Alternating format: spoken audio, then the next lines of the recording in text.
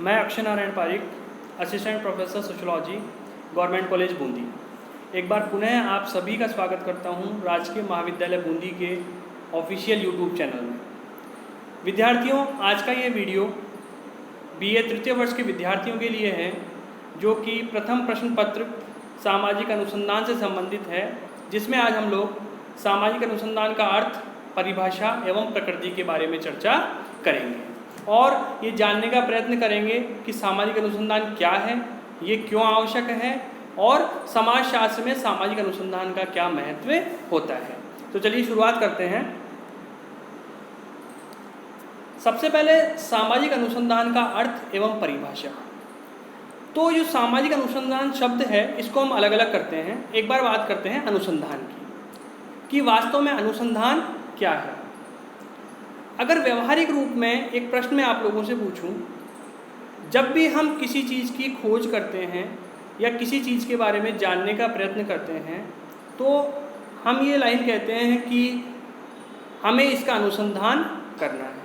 तो शाब्दिक अर्थ में अनुसंधान का तात्पर्य है किसी भी चीज़ की खोज करना। खोज दो प्रकार से होती है। पहली, जब हम किसी नवीन चीज़ को खोजने का प्रयत्न करें, और दूसरी, किसी पहले से खोजी गई चीज़ को प्रमाणित करने का प्रयत्न करें, अर्थात नवीन तथ्यों की खोज करें या पुराने तथ्यों का सत्यापन करें।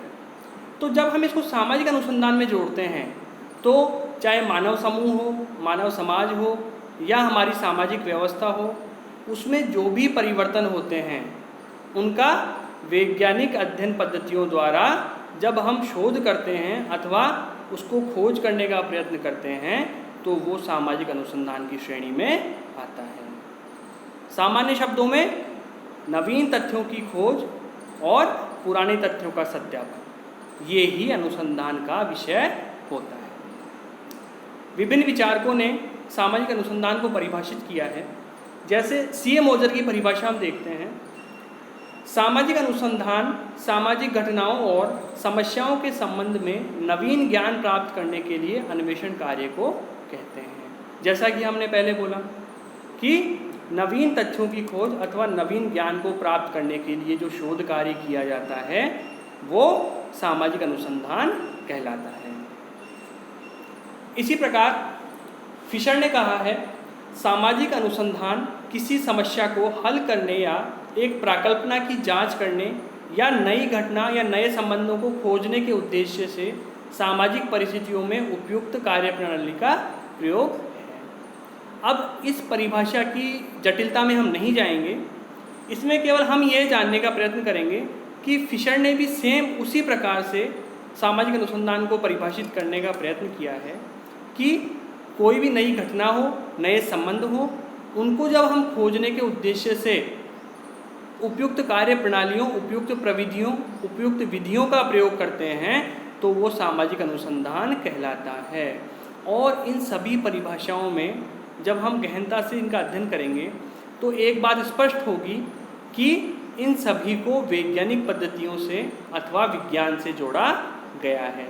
क्योंकि अनुसंधान में जब भी अनुसंधान की हम बात करते हैं, तो उसके अंतर्गत वैज्ञानिक विधियों का प्रयोग किया जाता है।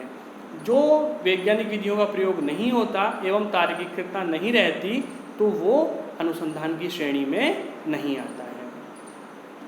अब व्यावहारिक रूप में हम इसकी परिभाषा करते हैं कि सामाजिक अनुसंधान एक वैज्ञानिक प्रयत्न, सुनिश्चित कार्य प्रणाली परीक्षण तथा खोज है, जिसके अंतर्गत नवीन तथ्यों की खोज तथा पुराने तथ्यों का सत्यापन किया जाता है। ये इसका कंक्लूजन होगा। आगे हम लोग देखेंगे सामाजिक अनुसंधान की विशेषताएं एवं प्रकृति। तो सबसे पहले तो हमें ये जानना आवश्यक है कि सामाजिक अनुसंधान की जो विशेषताएं हैं अथवा प्रकृति है, वो वैज्ञानिक प्रकृति होती है। अर्थात वैज्ञानिक विधियों के द्वारा सामाजिक अनुसंधान में नवीन तथ्यों की खोज की जाती है और उसी के आधार पर निष्कर्ष निकाले जाते हैं। अब हम इसकी विशेषताएं देखेंगे। पहली है प्राकल्पना की जांच। जब भी कोई अनुसंधान कार्य प्रारंभ किया जाता है, तो उसके लिए एक निर्धारित प्राकल्पना बनाई जाती है कि जो वैज्ञानिक अनुसंधान या सामाजिक अनुसंधान है उसके उद्देश्य क्या होंगे, उसकी कार्यप्रणाली क्या होगी, और जो संपूर्ण अनुसंधान होगा उसकी पूरी प्रक्रिया या प्रोसेस क्या होगी। इसके लिए प्राकल्पना का निर्माण किया जाता है। तो जो सामाजिक अनुसंधान है उसके अंतर्गत जो प्राकल्पना बनाई जाती है उसकी जांच करने का प्रयत्न किया जाता है कि जो अनुसंधानकर्ता द्वारा जो प्राकल्पना का निर्माण किया गया है वो सही है अथवा नहीं, इसकी जांच की जाती है। दूसरा है व्यवहारिक एवं शुद्ध अनुसंधान। किसी भी अनुसंधान में दो प्रकार के अनुसंधान किए जाते हैं, एक तो व्यवहारिक अनुसंधान और एक शुद्ध अनुसंधान। तो शुद्ध अनुसंधान होता है वो जो भी संबंधित विषय है या जो भी संबंधित समस्या है उसका क्रमबद्ध संकलन करना, वर्गीकरण करना, विश्लेषण करना, ये सब शुद्ध अनुसंधान के अंतर्गत आता है। और व्यवहारिक अनुसंधान को हम समझ सकते हैं जैसे अनुसंधानकर्ता द्वारा फील्ड में जाके अध्ययन कार्य किया जाता है, अनुसंधान कार्य किया जाता है, तो वो व्यवहारिक अनुसंधान की श्रेणी में आता है। तीसरा है कार्य कारण संबंधों का अध्ययन। तो सबसे पहले तो हम ये देखेंगे कि कार्य कारण संबंध क्या होते हैं। साधारण शब्दों में किसी भी घटना के घटित होने के पीछे क्या कारण हैं, जब हम इसका उत्तर दे पाते हैं तो वो कार्य कारण संबंध कहलाते हैं। अर्थात किसी भी घटना के घटित होने के पीछे जो कारण हैं उनका जब हम तार्किक रूप से अध्ययन और विश्लेषण कर पाते हैं तो वो कार्य कारण संबंध कहलाते हैं। तो सामाजिक अनुसंधान के अंतर्गत कार्य कारण संबंधों का अध्ययन किया जाता है कि संबंधित समस्या के पीछे क्या कारण है एवं उसका उससे क्या संबंध है, इसका अध्ययन किया जाता है। अगला है वैज्ञानिक चरणों का पालन। जैसा कि हमने पहले भी बात की है कि सामाजिक अनुसंधान को जो संपूर्ण सामाजिक अनुसंधान है वो वैज्ञानिक अध्ययन विधियों के आधार पर होता है एवं वैज्ञानिक अध्ययन विधियों के से संबंधित होता है और इसके अंतर्गत वैज्ञानिक अध्ययन विधियों के चरणों का पालन किया जाता है। अब हम बात करेंगे चाहे वैज्ञानिक अध्ययन पद्धति में वे सभी पद्धतियाँ जो कि विज्ञान से संबंधित होती है उन सभी चरणों का पालन इसके अंतर्गत किया जाता है। चाहे प्राकल्पना का निर्माण हो, तथ्यों का संकलन हो, वर्गीकरण हो या निष्कर्ष हो, इन सभी का अध्ययन सामाजिक अनुसंधान के अंतर्गत किया जाता है एवं वैज्ञानिक विधियों का प्रयोग किया जाता है। अगला है तथ्यों की खोज। सामाजिक अनुसंधान का एक महत्वपूर्ण विषय है तथ्यों की खोज और वो तथ्य वैज्ञानिक विधियों के आधार पर निकाले जाते हैं और उन तथ्यों की खोज के लिए वैज्ञानिक विधियों का पालन किया जाता है।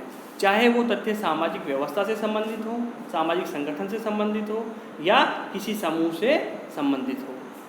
अगला है सिद्धांतों का परीक्षण। जब भी किसी विषय में या किसी समस्या से संबंधित सिद्धांतों का निर्माण किया जाता है तो वो सिद्धांत तभी तार्किक माना जाता है जब उसका परीक्षण बारंबार किया जाए और परिणाम समान प्राप्त होता है। तो समान परिणाम की प्राप्ति के लिए सिद्धांतों का परीक्षण किया जाता है और ठीक समाज विज्ञान की तरह प्राकृतिक विज्ञान के अंतर्गत भी सिद्धांतों का परीक्षण तथा पुनर्परीक्षण किया जाता है। अगला है नवीन प्रविधियों की खोज। सामाजिक अनुसंधान के अंतर्गत प्राकल्पना की जांच की जाती है, तथ्यों का संकलन किया जाता है, सिद्धांतों की सत्यता को प्रमाणित किया जाता है और इसके अतिरिक्त नवीन विधियों की भी खोज की जाती है।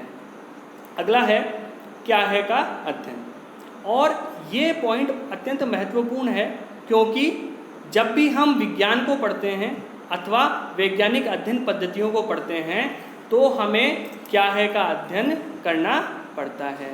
अर्थात दो शब्द हैं, क्या है और क्या होना चाहिए।